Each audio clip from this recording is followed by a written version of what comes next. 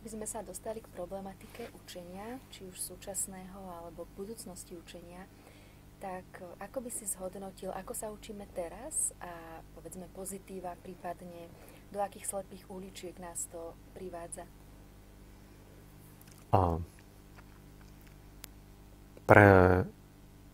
Nie som odborník na históriu vzdelávania. Čo môžem, je to, že konfrontujem niekedy to, čo vidím, ako sa moje deti učia, ako som sa učil ja. A to, čo niekedy ma vydesí, je, že ten posun nie je až taký markantný. Možno majú krajšie učebnice, možno majú naozaj tie mobilné telefóny a všetko toto, čo sme my nemali, ešte keď som ja bol dieťa, ale principiálne sa to veľmi nemení. Možno by som to zhrnul takto, že v časoch, keď tento systém vznikol vzdelávací, skutočne bol problém, že poznanie, vedomosti boli koncentrované na istých miestach alebo v hlavách istých ľudí. My vieme, že to mohli byť mnohé mníšské rády a rehole. Vieme, že to mohli byť také tie centrá učenosti, kedysi starobilé univerzity alebo nejaké knižnice a tak ďalej. Bolo pochopiteľné, že ten model vzdelávania, že ten, kto vedel, prišiel medzi tých, ktorí boli nevedomí, a odovzdal im tú informáciu, či už ústne, alebo im to nakreslil, alebo napísal. To bol model, ktorý odzrkadloval to, čo vtedy bohužiaľ iné možnosti neboli. Ako to spraviť? Knihy boli vzácne, ich tlač a výroba bola extrémne drahá, takže naozaj sa tie knihy nachádzali na kráľovských dvoroch. Ale tá široká vrstva tých más, tých ľudí, nedokázala mať prístup k tomuto poznaniu a to značne limitovalo ich možnosti v živote. A samozrejme je filozofická otázka, do akej miery ich to aj oslobodzovalo, ale to nebola otázka. A ten súčasný model je v mnohom stále napodobením tohoto. To znamená determinovaný nedostatkom alebo neprístupnosťou vedomostí, ich koncentráciou na istých miestach u istých ľudí. A druhá dôležitá vec je to, že jeho výsledkom má byť niečo unifikované. To znamená, že reflektujúc povedzme na priemyselnú revolúciu, bolo treba veľa robotníkov, ktorí by stáli za výrobnými línkami. A to je relatívne unifikovaná činnosť. Tak tomu zodpovedal ten model a zodpoveda stále náš model vzdelávania. Rovnako je to o tom, že potrebujeme mať disciplinovaných občanov, ktorí rešpektujú isté pravidlá a tak ďalej. Takže model vzdelávania je zase determinovaný tým unifikovanosťou. Tretí rozmer, ktorý v tom celom je vidieť, je to, že v tomto modeli je ten, kto sa učí, relatívne pasívny. Je väčšinou ten konzument. Nie je to samozrejme len osud terajšieho školstva, ten súčasný model, je to aj osud médií a tak ďalej. Že ešte stále v prevažnej miere sú ľudia konzumentmi obsahu. Ale vidíme prvé lastovičky, ktoré hovoria o tom, že divák sa stáva spolutvorcom. Minimálne si vyberá, selektuje. Definuje čas, kedy čo bude vidieť, kedy čo bude konzumovať a tak ďalej, a tak ďalej. Vidíme to na mnohých streamovacích televíznych službách. A to školstvo dnes postupne, krok za krokom, sa transformuje a reaguje na to, že vedomosti sú už dostupné všade. Nie je dôležité, aby sme všetci mali rovnakú zručnosť, alebo úplne rovnaký postoj, alebo rovnakým spôsobom riešili veci. Pretože napríklad aj v novodobých a v tých súčasných továrniach, povedzme na automobily, vieme, že je to často o spolupráci medzi človekom a robotom. A tých, ktorí spolupracujú s robotom, nemusí byť 1000, ktorí ovládajú úplne to isté. Potrebujeme ich niekde inde v tej fabrike tých ľudí. A každý unikátnym spôsobom môže prispievať. A súčasne vidíme aj to, že celkový výkon, ktorý potrebujeme dosiahnuť, to je jedno, či vo výrobe, alebo v nejakom výskume a podobne. Ten výkon častokrát už nie je daný tým, že spolu niečo dosiahneme, ale je vidieť, že ten výkon je daný tým, že niekto urobí nejaký prelomový objav. Buď to je malý tím ľudí, alebo individuálne nejaký výskumník definuje niečo veľmi zaujímavé, čo môže ovplyvniť, determinovať niečo. A to sú základy, to je tá báza preto, že sa nám transformuje vzdelávanie. Nezabúdajme na jednu vec. Aj tí, ktorí dnes stále silnejšie formujú vzdelávanie, a to je jedno, či na základných, stredných, vysokých školách, alebo celoživotné vzdelávanie, sú stále viac a viac generácie ľudí, ktorí sa rodia stále v tej pokročilejšej dobe toho terajšieho celkového, tej transformácie sveta. To znamená, že mnohí dnes ľudia, ktorí sa učia na pedagogických fakultách, sú ľudia, ktorí štandardne ovládajú multimédia, štandardne majú digitálne zručnosti, ktoré sú na to, aby mohli aj nejakým spôsobom definovať nové podoby učenia. Čiže aj to je taká prirodzená sila, že sa rodia stále nové a nové generácie vzdelávačov. A teraz naspäť k tomu, možno k tej otázke, že tá najzásadnejšia zmena, ktorú ja vnímam, je práve v tom, akým spôsobom veľmi sa školstvo zmení na interaktívnu, až by som povedal, že takú multisenzorickú inštitúciu, ktorá celostne rozvíja bytosť dieťaťa alebo mladého človeka. Do akej miery táto škola poskytuje svojim študentom možnosť sa športovo rozvíjať, do akej miery sprostredkováva napriek tomu všetkému, že sa jedná o technickú školu, schopnosť navnímať umenie, do akej miery sú sem pozývaní ľudia, ktorí hovoria o literatúre, o filozofii, o dejinách a podobne, to všetko sú disciplíny, ktoré sú znakom moderného alebo toho future of education. Prečo? Pretože keď sa teraz presunieme do budúcnosti, tak vlastne budúcnosť nie je nič iné, iba návrat k tomu, čo posledných 50 000 rokov, k čomu smerovalo ľudstvo, k čomu sa vyvíjalo. Tá budúcnosť toho vzdelávania je v tom, čo sme tu už naznačili v tých predchádzajúcej diskusii, a to je to, že ako silno dokážeme prepojiť ľudí navzájom, ako dokážeme reálne stavať týmy, komunity, lebo toto je mechanizmus, ktorý potrebujeme znova oživiť, pretože nám ako ľudstvu pomáha prežiť fakt, že hlavne tých posledných 50 000 rokov, kedy už hovoríme o modernom človeku. A druhá dôležitá vec je to, do akej miery budeme vyhodnocovať výsledok, ako výsledok individuálny, známky jedného študenta, body jedného študenta, diplomovka jedného študenta, alebo do akej miery konečne vsadíme na to, že budeme skúmať aj tímový výsledok. Že možno krásne je, že som ako študent zodpovedal na nejakej skúške na brutálne body, na brutálnu známku, ale že potom si so mnou sadne učiteľ, aj s ostatnými, a v rámci sebareflexie si povieme, že ty si brutálny, ale máš tu spolužiakov, ktorí to nedali. A vo finále to znamená, že ako skupina, ako tím, ako krúžok sme do cieľa nedošli. Zlyhali sme. Vidíme to teraz, keď sledujeme tie misie na Mars alebo na Mesiac. Že tisíce ľudí pracujú na tom ako orchester, aby tá raketa vyletela nad atmosféru. Ďalšie tisícky ľudí pracujú ako týmy na tom, aby dokázala sa pripojiť nejakému vesmírnemu modulu. Ďalší majú na starosti to, že sa to dostane a bude točiť okolo Mesiaca, a ďalší majú na starosti to, že sa to pripojí k niečomu, nejakej misii na Mesiaci a pristane to tam. A ďalší už špekulujú nad tým, ako to odtiaľ vyštartuje na Mars. Že za všetkým je taká kolektívna skupinová práca. Postavená samozrejme na tom, že tú skupinu tvoria jedinci, ktorí majú tie hodnoty, k tomu sa ešte asi dostaneme, majú tie hodnoty, majú tie talenty rozvinuté, majú schopnosti, zručnosti, vedomosti potrebné, aby ten tím, tá tímová robota naozaj fungovala. A teda budúcnosť vzdelávania je teda aj v tom, akým spôsobom hodnotíme výsledok. Myslím si, že jedna z tých najmatateľnejších vecí, ktorú som tu spomenul, je tá, že do akej miery napríklad sme schopní naozaj študentov hodnotiť nielen na základe toho, čo individuálne dosahujú, ale ako si navzájom, ako tým, ako prosperujú. Myslím, že naši študenti by veľmi kvitovali toto, čo hovoríš, pretože neraz pred testom ma žiadajú o to, či môžu pracovať ako skupina a dostať nejakú spoločnú známku. Žiaľ, zatiaľ to nepovolujem, ale akurát včera som sa dozvedela, že jeden učiteľ jednej strednej školy zorganizoval písomku tak, že podľa určitého kľúča sa mohli študenti dať do dvojíc a v dvojici tú písomku vypracúvať. Myslím, že to bolo takým spôsobom, že nejaké citáty, vety rozstrihal na dve polovice, pomiešal, študenti si vytiahli tie vety, a tí, ktorí zložili celú vetu zmysluplnú, mohli spolu robiť písomku a potom dostali spoločnú známku. Takže myslím, že tento učiteľ by sa asi tešil týmto teóriám a vzájomne ty sa asi tešíš, že sú takíto učitelia. Zas pravdepodobne sú tam aj nejaké riziká možno. A to sú také dve veci, veľmi pragmatické. A prvá vychádza z toho, že veríme.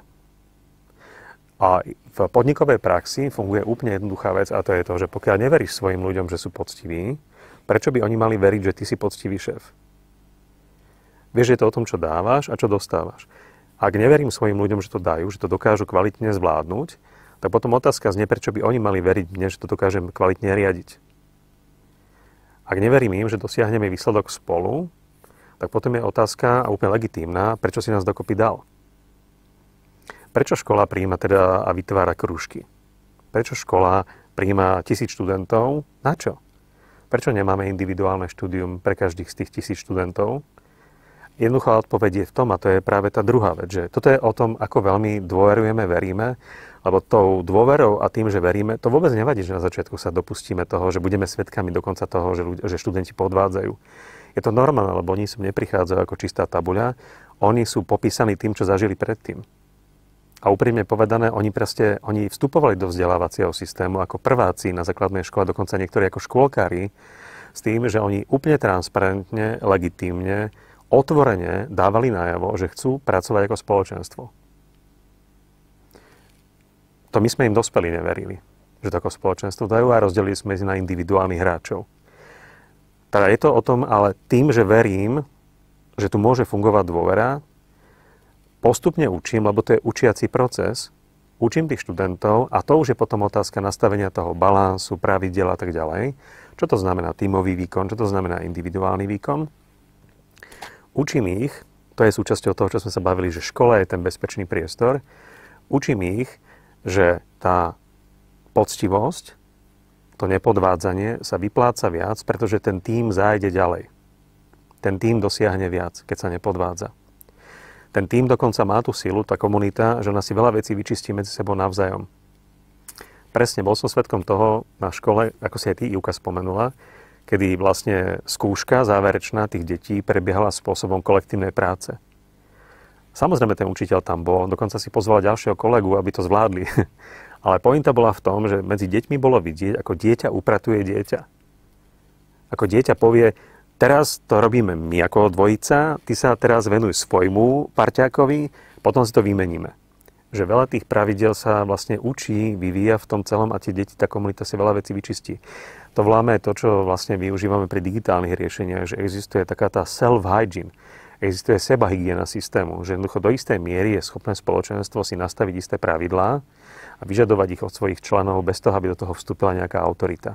Presne som rozmýšľala, že či pri takomto skupinovom by nebolo, že vždy sa niekto bude viesť, lebo sa spoľahnú, že túto 2-3 spolužiačky alebo spoluštudentky sa naučia, ja môžem mať voľno a dostanem dobrú známku, lebo som s nimi v tíme. Takže z toho, čo hovoríš, môžem vyvodzovať, že tí, ktorí sa učia, donútia učiť sa aj tých ostatných, aby potom dostali spoločne dobrú známku, alebo ako by sa dalo toto odfiltrovať?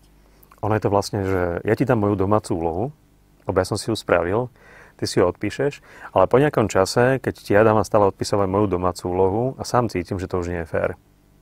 Že bolo by dobre, keby si na budúce tú úlohu napísal ty, alebo iným spôsobom, pretože ty vždy iba odo mňa opisuješ, tak tebe už úlohu opisovať necho nedám. Pretože sú tu iní spolužiaci, ktorí aj mne pomôžu, keď to potrebujem. Čiže to je to, čo sa hovorí vlastne veľmi krásnym príkladom tohoto máme, ešte k tomuto princípu tej kolektivity. Máme veľmi pekný príklad vo Wikipédii.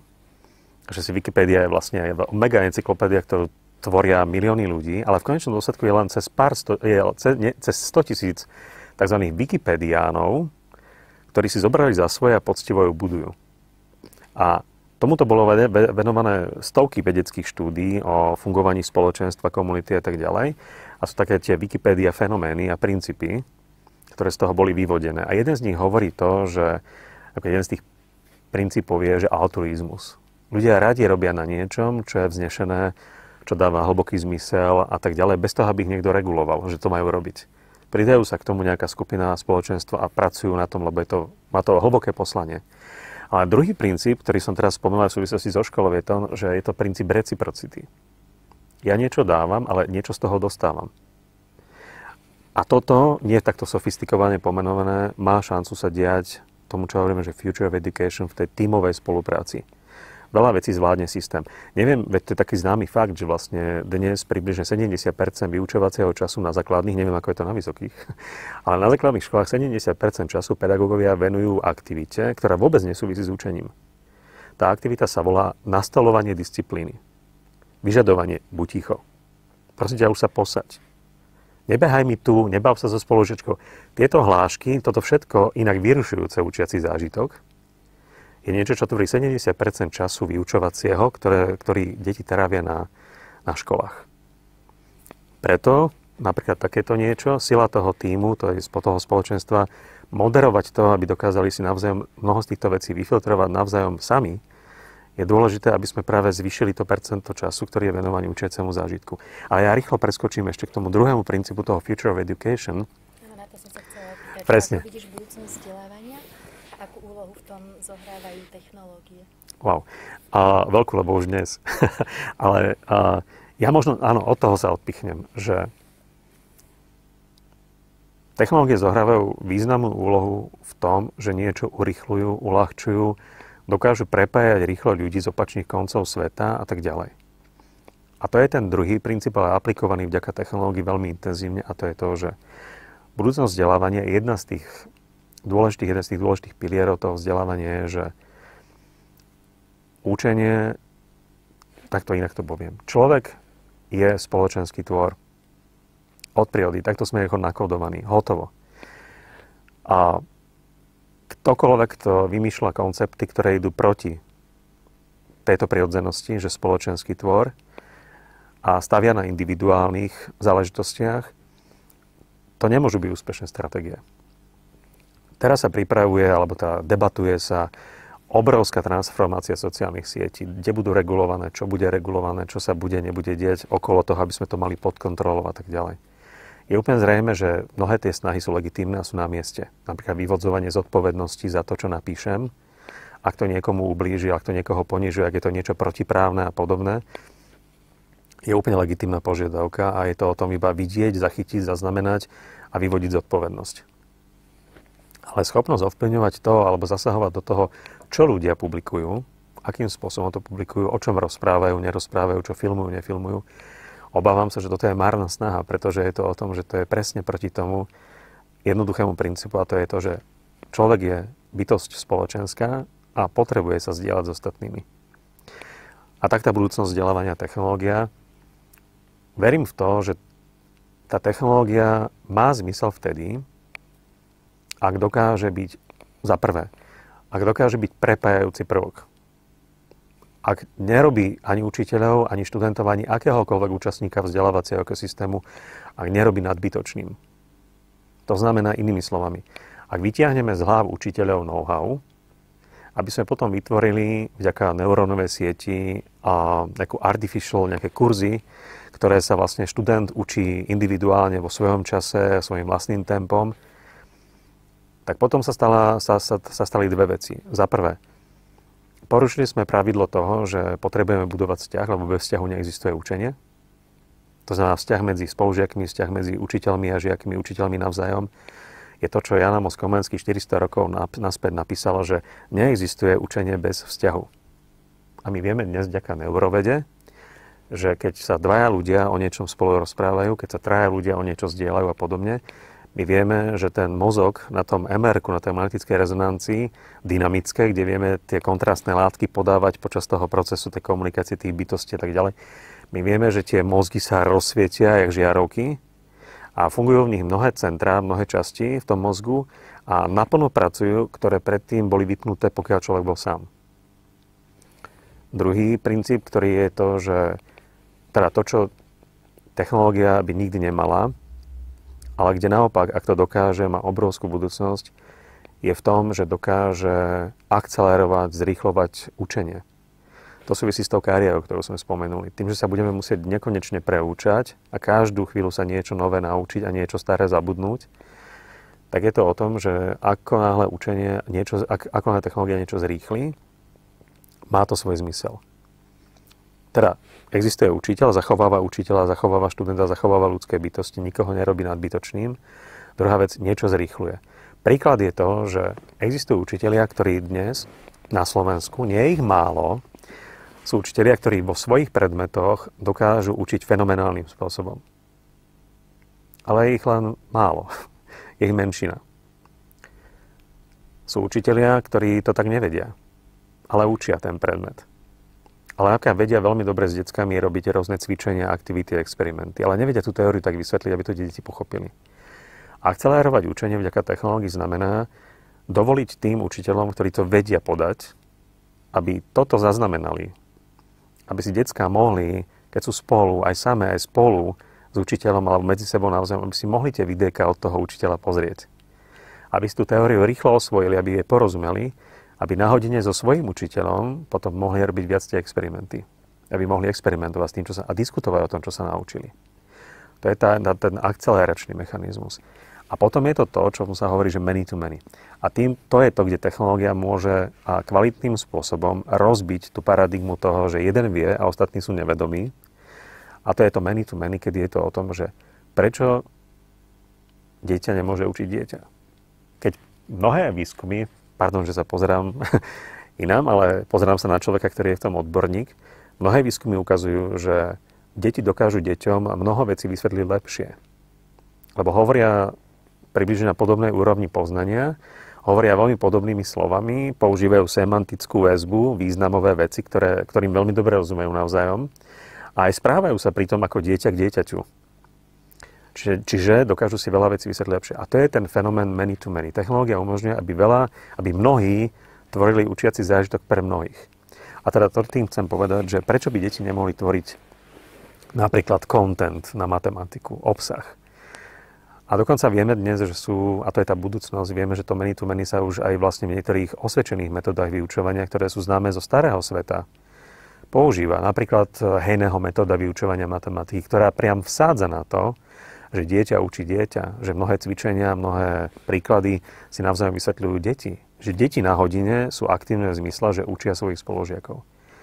Čiže tá budúcnosť a tá technológia dáva zmysel, pokiaľ technológia nerobí nikoho akoby out of business, pokiaľ stále počítaš s človekom a so vzťahom, pokiaľ je to o tom, že tá technológia umožňuje to, aby sa akcelerovalo, zrýchlovalo niečo, lebo to bude nevyhnutné pre prežitie, aj v tej profesionálnej praxi, aj v podnikaní. A potom je to o tom, kedy umožňuje naozaj to, čo vlastne je také typické povedzme pre sociálne siete, že jednoducho rôzni ľudia tvoria rôzny content a tento content zdieľajú s ďalšími ľuďmi. To je to many. Áno, niečo podobné aj ja počúvam v svojej praxi. Buď naši vysokoškolskí študenti o tom hovoria, alebo počúvam tieto veci aj zo stredných škôl. Keď sa napríklad opýtam, že našich študentov trebárs na našej fakulte, ak sú oblasti, ktorým nerozumiete, čo urobíte? A možno som spočiatku očakávala, že mi povedia, idem za učiteľom, poprosím ho, aby mi to dovysvetľoval a podobne. Tak toto nie je. Povedia mi, oslovím spolužiaka, ktorý tomu rozumie, stretneme sa 5-6, on nám to vysvetlí, alebo požiadame niekoho, komu sa zložíme na doučovanie, bude nás to lacnejšie, ten je viacej ochotný vysvetliť, alebo si púšťame videjká, ktoré naši vrstovníci nahrali, ktorí tieto téme rozumejú a vďaka tomu porozumieme tej problematike. A teda, aký je vzťah, aká je povaha vzťahu učiteľ-žiak, učiteľ-študent, mení sa v súčasnej dobe? Aj na základe tohto, čo sme hovorili? Mení sa v tom, že je citeľné, je zjavné a ten, kto tomu neverí, by mal častejšie ísť pozrieť na školy.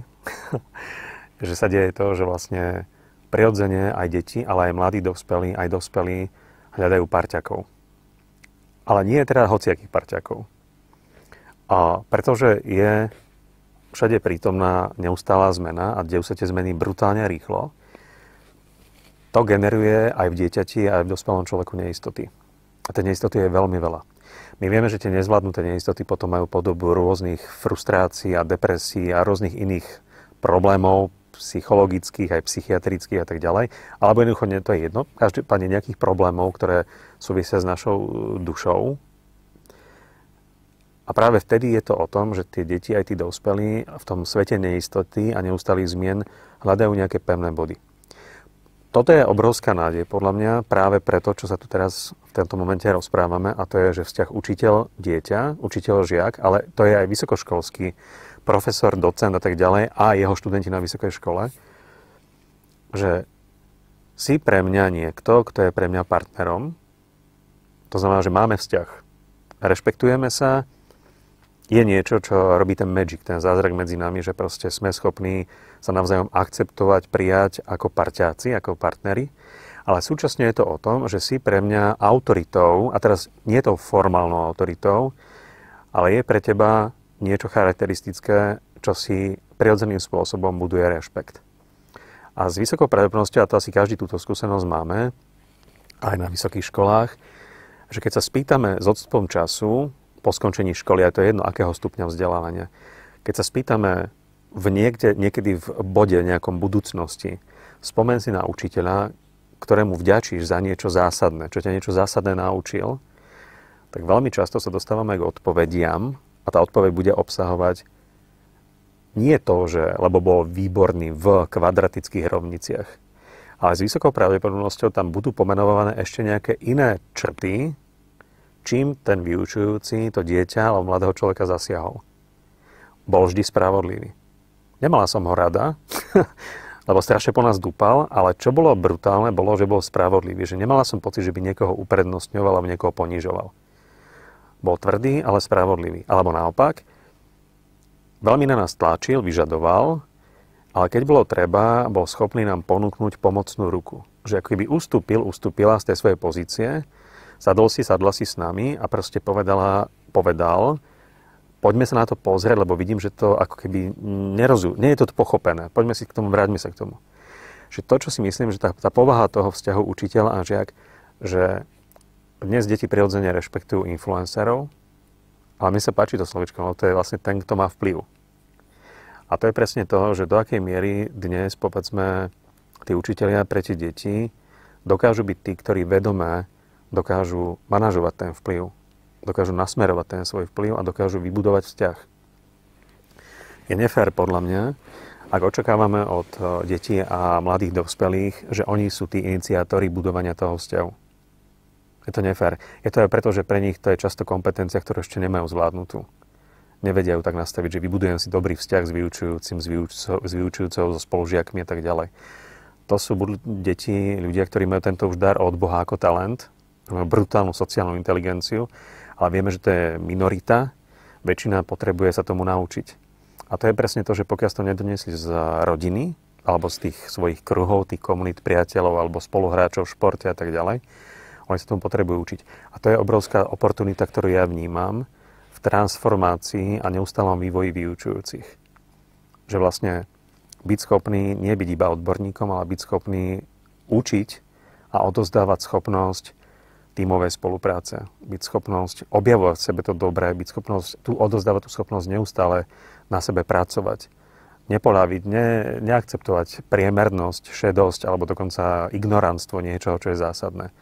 Lebo to je to presne, že keby som sa dnes spýtal ktoréhokoľvek človeka, ktorý nejakým spôsobom formuje tie deti a tých mladých ľudí, keby som sa toho človeka spýtal, že keď sa spýtam týchto detí o 15 rokov, kto to bol ten človek, ktorý významným spôsobom zasiahol do vášho života a naučil vás niečo, čo si dodnes pamätáte a na tohoto človeka stále spomínate, aká je pravdepodobnosť, že budete v top 5-ke? Už sa tam umiestnite. A to je presne ono. Tá sebareflexia toho, že či aj tí, ktorí učia dnes, skutočne cibria v sebe tú schopnosť a to majstrovstvo učiť a vytvárať podmienky na učenie. Takže ten vzťah je ako keby taký obojstranný, dokonca do toho vstupuje strašne veľa vecí. Ak môžeme ešte jednu poznámku, my vieme, že zásadnými ľudskými bytostiami u tých detí, ale aj u tých mladých dospelých ešte stále sú rodičia. A keď si sa ma pýtala na tú technológiu, tá priam pozýva svojimi schopnosťami k tomu prepojiť silnejšie toho učiteľa, to dieťa, tie deti a tých rodičov. Že poznáme to, keď prídu moje deti zo školy a spýtam sa, čo bolo v škole, tak nasleduje odpoveď, ktorá je top najobľúbenejšia, a to je, že vy to poznáš tiež, nič. Keď poviem, čo je nové, čo sa... Nič, ako včera. Nič zaujímavé sa v škole neudialo. Nič. Ale pokiaľ je to o tom, že dokážem ja v aplikácii vidieť, lebo ma notifikuje, že tvoje dieťa práve uspelo v niečom, tak povaha mojej otázky, ktorú položím môjmu synovi alebo mojej dcere, sa radikálne mení. Pretože to nie je otázka, čo bolo v škole. To je otázka, že počúvaj, že ty si dal z tej chémie takéto brutálne veci, proste o čom to bolo, alebo jak si to... Čo dieťa priamo pozýva k tomu, aby sa začalo zdieľať. Čiže učiteľ a ten študent je v mnohom aj o tom, do akej miery dokážeme v rámci toho, že učíme, pozývať k tomu učeniu aj ďalších dôležitých hráčov, ktorí majú vplyv na to učenie. A to je napríklad pozvanie tých rodičov. A to nemusia byť rodičia, to môže byť aj kamaráti, to môže byť dokonca študenti z inej školy, ktorých ale tieto decká, títo študenti poznajú. Čiže to je presne ako keby o tom prepájaní, ale to sa dostávame k tým mechanizmom, ktoré sme tu už vlastne popísali. No, v podstate aj niečo také, ako sme spomínali na začiatku, že ten vplyv učiteľa je vtedy väčší, keď tam nastupujú nejaké hodnoty. Nie len samotná tá látka, ktorú musí im podať, ale aj niečo za tým. Možno nejaký rozmer výchovy, niečo viac, čo im ten učiteľ chce odovzdať, alebo aj nepriamo a nevedome odovzdáva. A k tejto téme vzdelávania moja posledná otázka. Aký vplyv má naša schopnosť učiť sa na budúcu kariéru alebo na podnikanie v živote? To je ťažká otázka. A pomôcť môžem len takými, že niečím, čo je veľmi takou vrátkou plochou, takým klským ľadom, a to sú, že predpoklady. Že ak predpokladám, že aj ja, keď podnikám, potrebujem mať nejaké elementárne znalosti práva, nejakých zákonov, regulácií, ktoré ovplyvňujú to, v čom podnikám. Keď potrebujem trošku sa vyznať aspoň v číslach, keď potrebujem mať prehľad o tom, čo motivuje a demotivuje bežné ľudské bytosti, keď potrebujem rozumieť odvetviu, ktorému napríklad poskytujem služby alebo svoje produkty, tak je zjavné, že ak niekde existuje miesto alebo miesta a ľudia, ktorí toto know-how majú, tak ma to zaujíma. Lebo to má, aspoň podľa mojej skúsenosti, priamo vplyv na to, že či budem musieť objavovať ja sám, a my vieme, že to má veľkú cenu, a že učiť sa na vlastných chybách je to, čo je aj úspechoch, je to, čo je veľmi náročné a namáhavé, málo kto to zvládne nakoniec. Alebo sa môžem učiť na chybách iných a aj na úspechoch iných. A aplikovať a skúšať a testovať a experimentovať. A učenie bolí. Ako teraz nemyslím, že to chcem nejak, že až tak, že morbidne, že bolí, že fyzicky, možno niekoho aj fyzicky, ale my vieme, že vlastne učiť sa nikto v skutočnosti nechce. Ale vedieť, dokázať, to chce každý. A preto si myslím, že tá tvoja otázka, úplne legitímna otázka, je skôr otázkou, že či ako ľudské bytosti rozumieme tomu, že o čomkoľvek snívame, s vysokou pravdepodobnosťou, aby to naplnilo, budeme to musieť vykonať v tomto fyzickom svete. A ono to bude teda od nás vyžadovať nejaké fyzické, ale aj nejaké mentálne predpoklady. A jedna z ciest, ako tie predpoklady naplniť a povedzme úspešne podnikať alebo mať dobrú kariéru, je presne to, byť súčasťou tej hry. Byť schopný vstúpiť do tej ligy a zahrať si tú hru. Ale aby som to dokázal, musím mať nejaké vedomosti a zručnosti, ktoré ma na taký zápas, na takú hru kvalifikujú. A nestačí to. Viem, že budem musieť každý deň na sebe makať. A učenie je proces neustáleho pretvárania seba samého. To je to krásne modelovanie, to redizajnovanie samého seba. Takže myslím si, že je tam obrovská spojitosť medzi týmto. A ako sa aj mnohí tí úspešní, alebo ako ich vnímam ako ľudskí, že úspešní podnikatelia, manažéri, športovci, a tým myslím aj mužov, aj ženy. Je to o tom, že mnohí, keď sa ich spýtate, že si kým si, vďaka čomu, tak vo finále vám povedia nie vďaka čomu, ale vďaka komu. Vďaka tým, od ktorých som sa mohol učiť. Alebo vďaka tým, ktorí svoje to, čo vedeli, uložili do knížiek, do podcastov alebo kdekoľvek, a ja som sa z toho mohla niečo naučiť. Čiže podľa mňa toto je ako keby, to má brutálny vplyv. Učenie, to je už potom, že teraz taká trošku metafyzická téma, ale poviem to. Učitelia sú jedni z mála, alebo inak poviem, učitelia sú tá skupina ľudí, ktorí ako jedni z mála majú tú odvahu učiť a pripravovať nasledujúcu generáciu pre budúcnosť, o ktorej ani netušia, ako bude vyzerať. Napriek tomu všetkému vytrvávajú v tom, že vykonávajú tú svoju činnosť a učia deti, mladých, dospelých a pripravujú pre svet, ktorý sami nepoznajú, aký bude. Ale to, čo je krásne a k čomu sa vlastne oblúkom vraciam, je to, že pokiaľ učenie samé o sebe je vnímané a chápané ako umenie, tak potom to je tá univerzálna vec, ktorú vedie naučiť. To je tá láska, ten vzťah k tomu učiť sa. A to bude treba aj v roku 2030, aj v roku 2050, aj v roku 3600, aj na Marse, aj kdekoľvek inde budeme, všade to bude treba neustále sa redizajnovať a učiť. Takže učenie je jedna z mála činností, ktorú môžem povedať, že priamo súvisí s nahliadaním do budúcnosti. Je také odvážne gesto, že som pripravený neustále redizajnovať samého seba, aby som bol schopný žiť v tom, čo príde. A vedieť a byť schopný na to reagovať, odpovedať adekvátne. Takže toto má obrovský vplyv. A vrátim sa úplne na začiatok, lebo vlastne aj to, že som, alebo sú ľudia v školách a to, že sa učia, je jedna z tých matateľných ciest, ako môže rozvíjať svoj talent. To je to, ako môžeš vedome každý deň prísť niekam, stretnúť sa s ľuďmi, ktorí podobne ako ty sú tu preto, aby rozvíjali svoj talent. Buď to chápeš, alebo to nechápeš. Ak to chápeš a rozumieš tomu, príjmeš tú výzvu a využiješ ju a vyťažíš z nej. Ak to nechápeš, možno ešte pochopíš, ale ak to nechápeš a nikdy nepochopíš, tak si mimo hru. Mimo hru. A nie kvôli tomu, odkiaľ pochádzaš, nie kvôli tomu, čo robíš, ale kvôli tomu, ako vnímaš samého seba a to, akým obrovským darom je to, že sa môžeš učiť. Takže toto je taká moja možno, že odpoveď na, Ivka, tvoju otázku. Ďakujeme pekne. Prosím.